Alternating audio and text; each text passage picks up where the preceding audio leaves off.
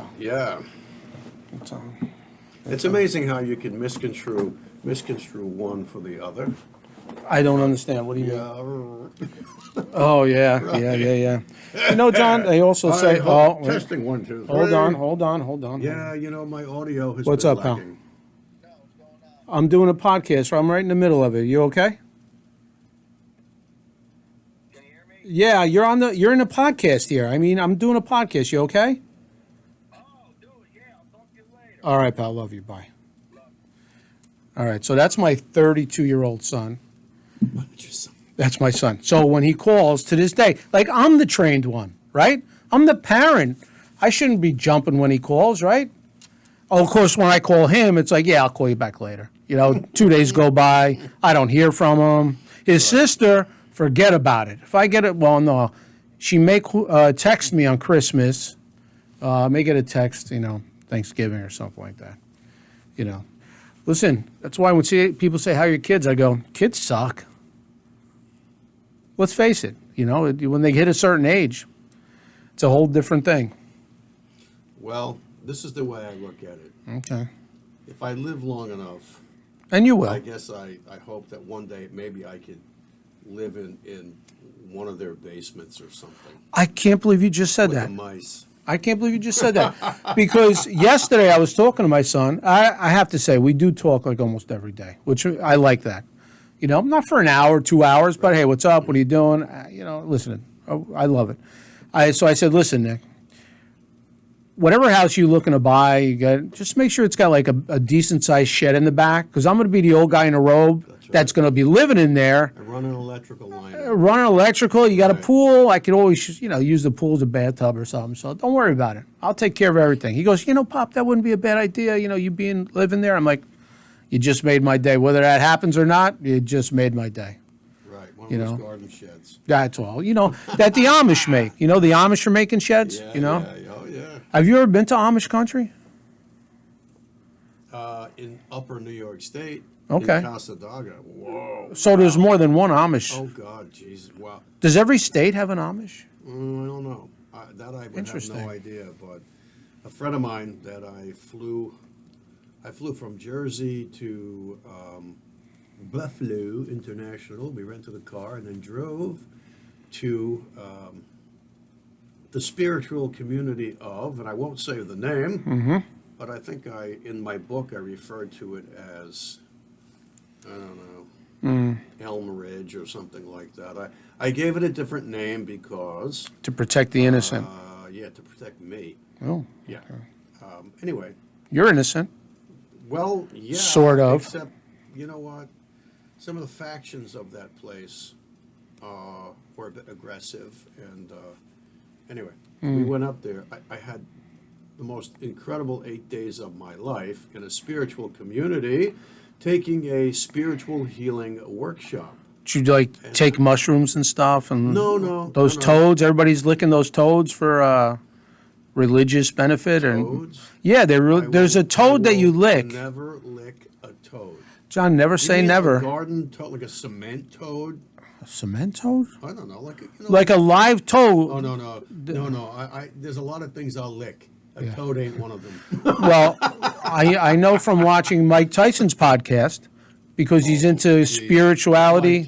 Mike Toad. Mike Toad. He doesn't lick toads, does he? No, yeah. So yes, he does. And they go out to the desert, and they find this toad, and they lick like the belly of the toad or the back of it. I'm not sure. And it releases some chemical that it's like some kind of mescaline trip or something. So for like 5 hours, You would think that they don't even know little when. ayahuasca is probably What is ayahuasca?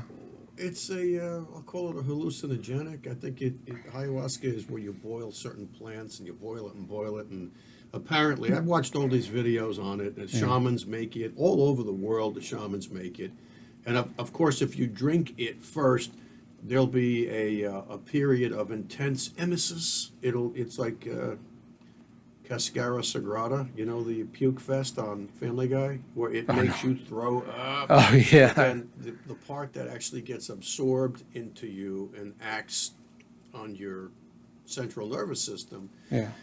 it sends you into a different dimension. So you know Aaron Rodgers, Yeah, the quarterback Yeah. for Green Bay Packers? He just said he did that experience. a lot of people do it. A lot of people do it. Yeah. I mean, he goes, I'm now able to love people because I can self-love myself or something like that. I don't know. Yeah, a lot of people describe it as kind of like a gateway to nirvana. You know? Really? Yeah, yeah. I think Joe Rogan does it now and again. Oh my Here and gosh! there. Yeah. He's But a- Joe Rogan's got all of these people that are lined up that want to kind of get into his inner cabinet, and these people have access to that stuff, and they do it all the time. That's got to like burn like some brain cells, right? Who knows? I have no idea. I don't know. But dimethyltryptamine, I think that's the name of the compound. DMT is dimethyltryptamine. Is naturally produced, I believe, in your pineal gland, I think, which is your third eye, right here. Oh, okay. And there's certain things you can do to potentiate its production and release endogenously. That, in other words, inside you. Yeah. But of course, if you take it exogenously, you just have kind of a mind-blowing trip that takes you. It apparently gives you the answers to the universe. What answers? But the point is, it What changes- questions? What do I need to know about the universe? Where am I going to work? Look at all of the people who are suffering intensely from dysphoria. It's got the cure and the answers to the dysphoric world we live in. So maybe it gives you a larger perspective. You know, that perspective that we talk about here on the Jersey Alchemist all the time. Like an expansion, John? Yeah, and it expands your consciousness to let you know that the universe truly is within you and that you lack nothing. But being born into this world, the world coerces us and brainwashes us into thinking that there isn't enough, we're not good enough, the world is lacking, I am lacking, I want. Isn't that what parents do? I mean, I don't need anybody to tell me that. I'm just, yeah, but it's Old school interesting. parents. Yeah. Right? Always giving Right. you a shot here or there. That's very interesting. I mean, it seems like there's a lot of people that. How about edibles? You know, that's a big thing now. You Edibles. mean cannabis edibles? Yeah, a lot of people are doing that. I know my friends. They're now. Well, it's not illegal in Jersey anymore. Yeah, right. So like we're in our 60s. So my friends that are in their 60s, like all of a sudden they're going on dates and doing edibles. I'm like, who are you? Like, what do you mean you're doing edibles? They say they like It's it. a different world, brother. But Yeah. listen, when we were in high school, there was that group that was never without a joint in their mouth. Oh yeah. Right? No names named. No. And for no any particular reason. And for me, I envied anybody who could suck down a spliff or do edibles because it just happens to make me very dysphoric. It makes me sick. Unfortunately for me, it does. It makes me sick. What, doing edibles. Cannabis just makes cannabis. me sick. I mean, listen, I was never a big drug guy. I mean, you know, alcohol is the only, I guess, because I consider alcohol a drug as well. Yeah. That's the only drug I ever really partook in. Yeah. And I'm so goofy as it is that I actually didn't need a lot of alcohol to get goofier Right. or more relaxed or anything like that. So, Well, the interesting thing is that the drugs that have been vilified, and some for all the right reasons, because they can lead you down a rat hole. Cocaine will lead people down a rat hole. Generally, cocaine is not known to bring about or cause cancer. Neither is cannabis. There's a lot of evidence that cannabis cures many diseases, including some cancers. is that true, John? Do you think that? I think it's true. Yeah. Wow. I had a friend who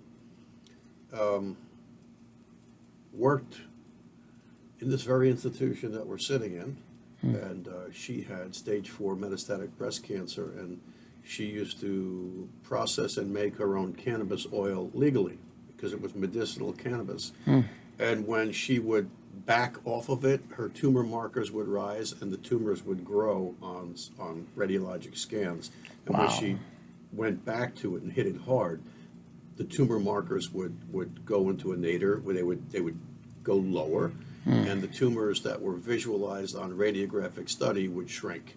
Wow. Amazing. Amazing. And our oncologists, the mainstream media, mainstream healthcare, Yeah. they gave her 6 months to live when they diagnosed her, and she lived 3 years, 3.5 years. So she proved them wrong. Wow. Yeah. There's always that saying, John, what would you do if somebody gave you that diagnosis? 6 months. 3 months. Every other person is going to, at some point, have, God forbid, cancer. And I'm 1,000% sure that the cure for cancer exists. Yeah, I believe so. completely believe that. Now, if there's anybody watching this that's a nurse or a doctor, or you're an Uber driver and you just think that's a load of shit, and you're rolling your eyes and going, oh, this guy's so full of shit. Okay. Mark my words. There's a cure for cancer. And why do I even suspect that? Because there are factions in this world that are at least 50 years ahead of the rest of us. And that's how they want to keep it. Why does a guy like David Rockefeller live to be, what did he died at 101 or something? Some ridiculous And he had number. like 2 or 3 heart transplants. God forbid the poor people that donated their hearts, God only knows what happened to them, to that little fucking weasel. Ooh, I thought I'd get through this episode without the F-bomb. That really wasn't an F-bomb. That was No, it was almost like an adjective. That was just a little, that was a cap gun. You were trying to embellish or describe the actual weasel. Yeah, but so how do you get a ruling world evil little poisonous tree toad like David Rockefeller? That was And he impressive. lives to be 101, and he's on his 3rd heart transplant, but the guy never had cancer. Really? Did he never have cancer? Or did his cancer get cured over and over and over again? There's something to be said about the elite, John, and their lack of fear of disease. I mean, let's look what we went through recently with the pandemic. I mean, there were people in the elite involved with politics that were definitely in that danger zone of being in their 80s, and and they were seemed to skate right through it. But they were running, they were seen with pictures, video. I saw the video myself, out shopping, out getting their hair done, out at the restaurants. Oh, sure. No mask. Who was it? Was it the governor of California? Or He was one of them. Was it the mayor of San Francisco? One of those California creepos. Yeah, Was no. out there when everybody was locked down. He and his family were out at a restaurant and nobody had masks on. Yeah, that was the governor. But also there were 2 senator and 2 congresswomen that were in that age group, where you think, oh, they're going to be careful because everybody in nursing homes were passing away. There was a TV And they were fearless. correspondent, medical pundit expert for one of the network television shows. I don't want to say her name. I would say it, but I don't want to get the name wrong. Okay. Right? Wrong. And it was during the Ebola scare where all of us in the hospital were being indoctrinated in, hazmat suits and responding. We had to take the course, and, the nurses that were responsible with the infectious disease control people had scoreboards, and they were, marching us through this little hallway. We had a pediatric ward, and it was called, I don't know. Peds B. It was Peds H1, H2, B1, whatever. And during the Ebola scare, which I think was it around 2015? Early 15? Was it that recent? No, maybe it was 2009. I think it was, a little Who knows? closer. They took over that ward, and we used to call it the Ebola ward, because that's what it was. And while the entire country was locked down because of this Ebola scare, this medical talking head from one of the networks was filmed going to a fast food restaurant. Wow. Going to a fast food restaurant. It's like, what do you know that the rest of us Don't know. Right? The whole thing is one big fucking hoax. Yeah, that's something. Yeah. If I heard correct, John, you know, I listen to so many podcasts like you and radio shows.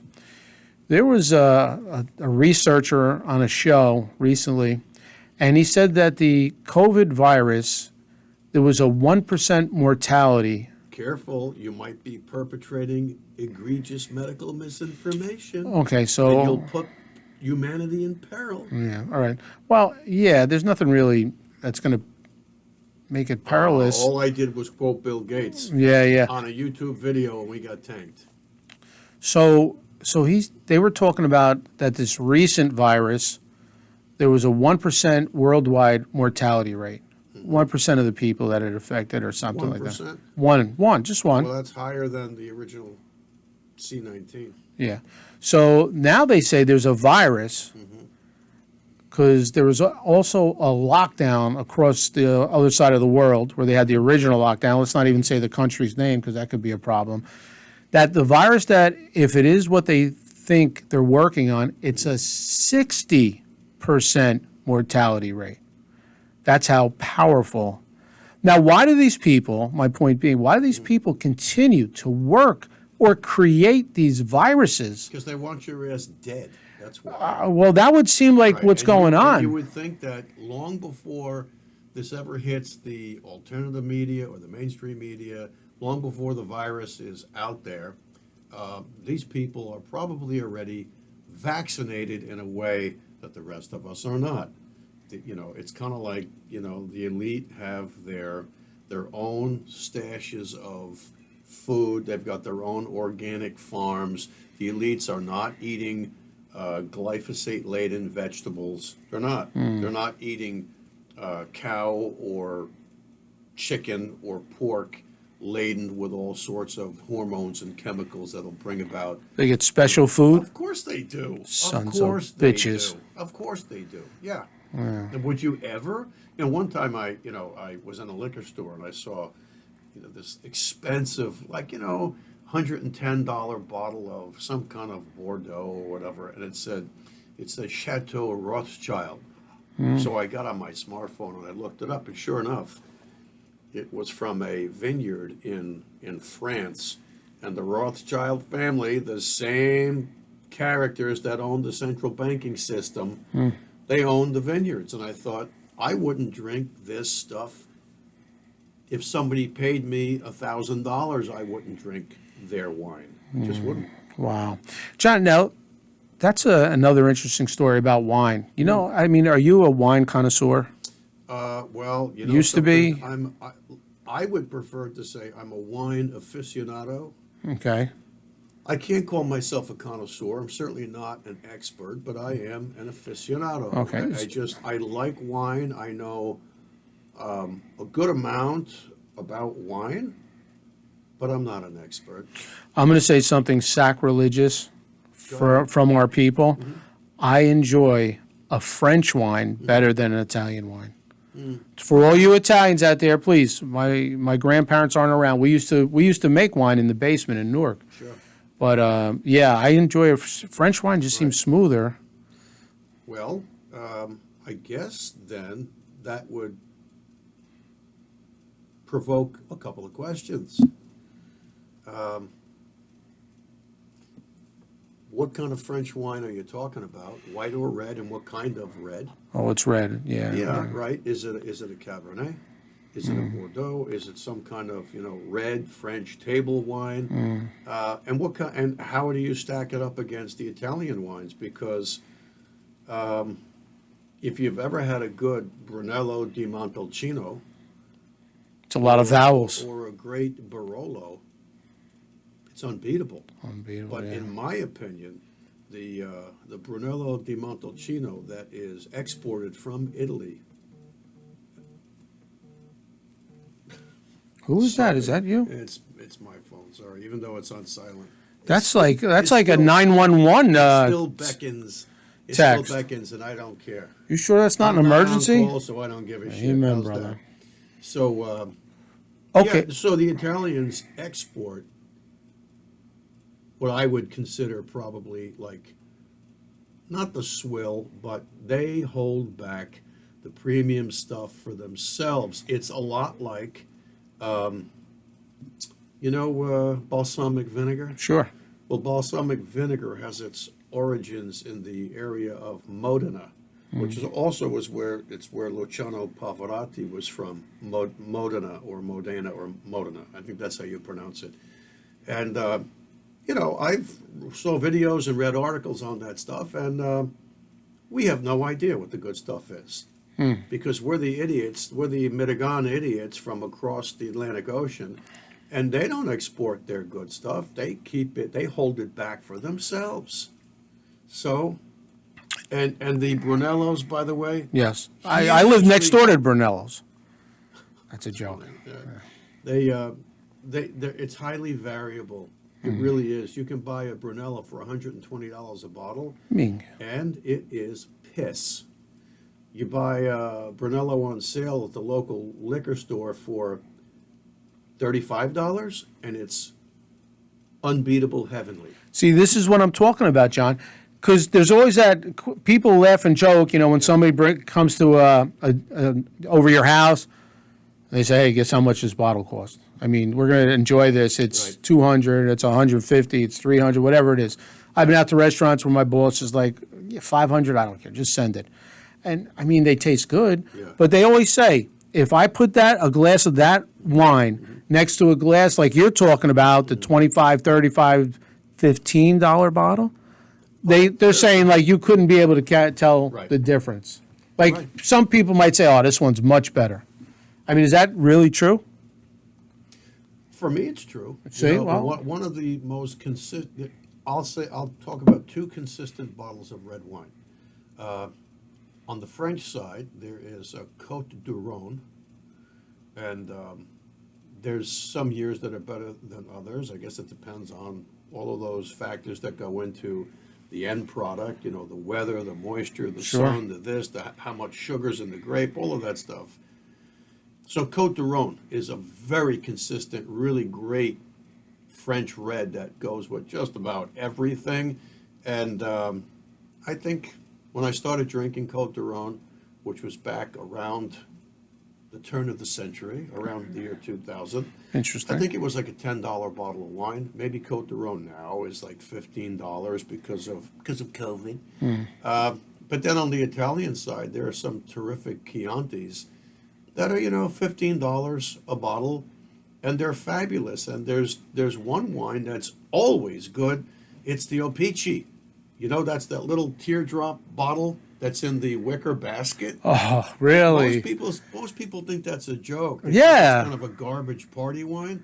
No, it's not. It's pretty damn good. And I've No never kidding. opened one of those. Hey, I had a string of those bottles hanging from my windows in my kitchen because they were so decorative. Yeah. And I used to drink that, preferentially over the other ones. And Wow. I think it was $10 a bottle. 750 mLs, the same volume. Yeah. It was good. It was good. What was that big bottle of Gallo? It was like a big, Oh, thick. you mean the big gallons? Yeah, Well, a you know, gallon of a lot Gallo. A lot of the cheaper volume wines. Yeah. Like my grandfather used to drink CK Fortissimo, and it had kind of a thumb ring all over his glass, and he would put his finger in it and throw it over his shoulder. And go, okay, Grandpa, great. Hey, let me try some of that.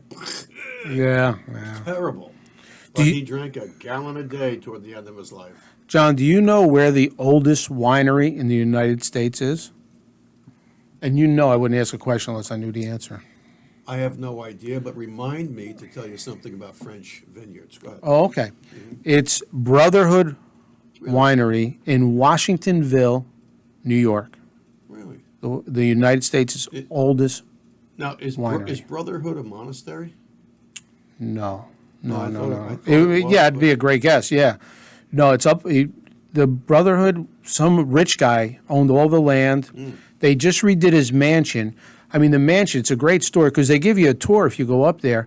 And the mansion, was built in 1800s, Yeah. 19. There was an indoor pool. Wow. I mean, are you kidding me? That's how much money this guy had? Wow. But I think he came from France or something. Yeah. And all the vineyards, and they give you a tour.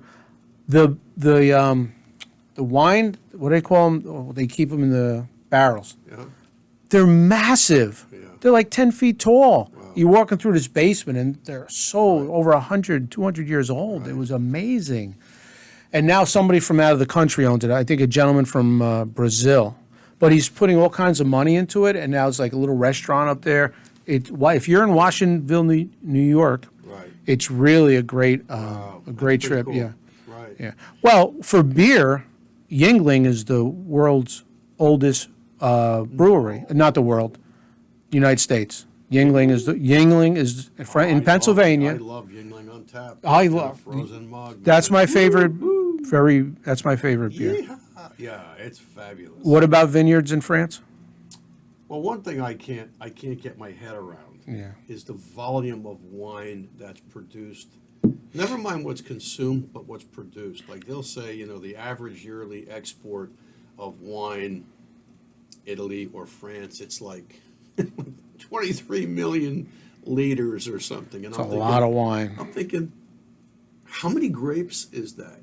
How many Wow. vineyards grow those grapes? Like, where does all of that liquid come from? That's just so much. It's mind blowing. Wow. But as much as the French want to be snobby about their wine, there was, I believe in the 1700s, I don't know exactly the year, I'm going to guess sometime around the 1750s, there was a fungus Among Us. among us that got into the roots of all of the vineyards Wow. in France. And it killed, apparently, every last vine in every vineyard in France. Wow. Guess what the French did, huh?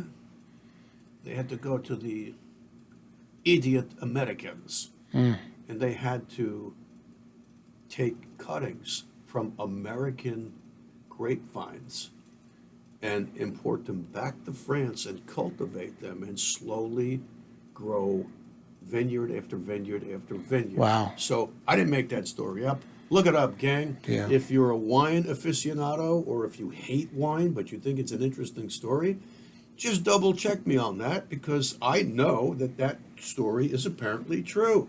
I've read that story in I think there's some big trade industry magazine. Is it Wine Spectator or something or whatever?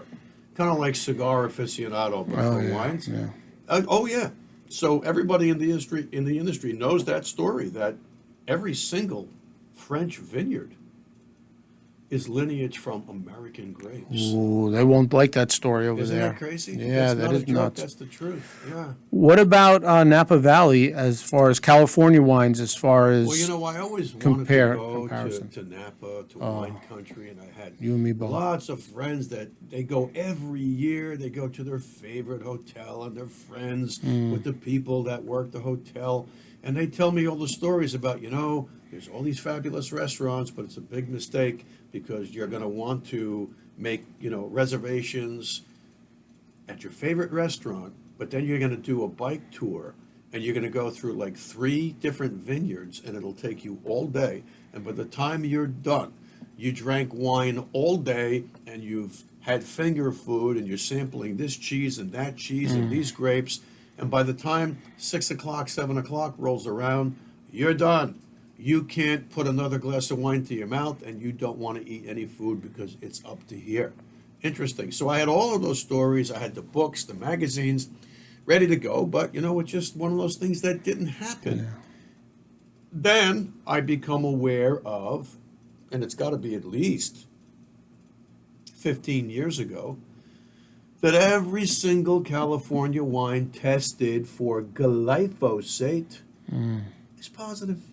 There's glyphosate in every single California wine. wow. That's a disaster.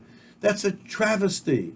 Now, why do I say that? Because I've been telling people on social media for a long time, for way, way more than 10 years, so somewhere between 10 and 15 years, that glyphosate is this pesticide that made by Monsanto. It's sprayed all over fruits and vegetables, and it's in all of the wine we drink. It's even in the beer we drink.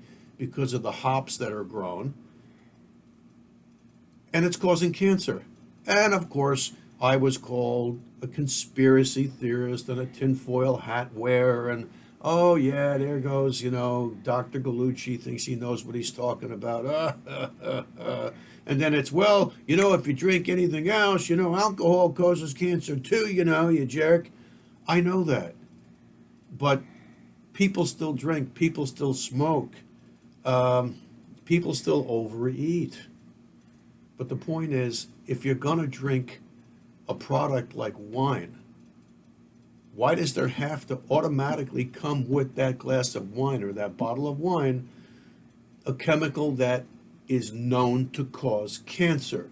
It's like every goddamn F-bomb number 2. I averted it. I averted nice, it. I very felt it nice. coming and I steered away. That's muscle memory, muscle control. memory. Yeah, That's very right. good. But every coffee outlet, all of the coffee venues, I won't say their names, for years and years, forever and ever, amen, including the fast food places, you'd get a hot cup of coffee in a styrofoam cup. Disgraceful. And for years, styrofoam was suspected of causing cancer. In the words of Inspector Clouseau, not anymore. Oh, Right. God. Inspector Polystyrene, Clouseau. which is good old-fashioned styrofoam, causes cancer. And in one of the hospitals I used to work at, it took me over 3 years to get the powers that be to listen to me to get the coffee cups switched from styrofoam to paper hot cups. Wow. And paper hot cups weren't hot cups. They still burned the crap out of your fingers, but then they give you the little sleeves. Yeah. Or you take 2 cups, big shit. But styrofoam, And especially, it's really, really bad for tea drinkers, because tea is acidic, and then they put a little piece of lemon in their tea, and now it's doubly acidic. Take notice to the inside of that cup. The rim, where the meniscus level is all eaten away and degraded by the tea. And guess where that's going? Into your butt. In your belly. Guess what's happening? It's going to give you cancer. Ay, God ay, forbid. ay. Right. It's so crazy. So do we wonder why cancer is in every other person now? Those are the statistics.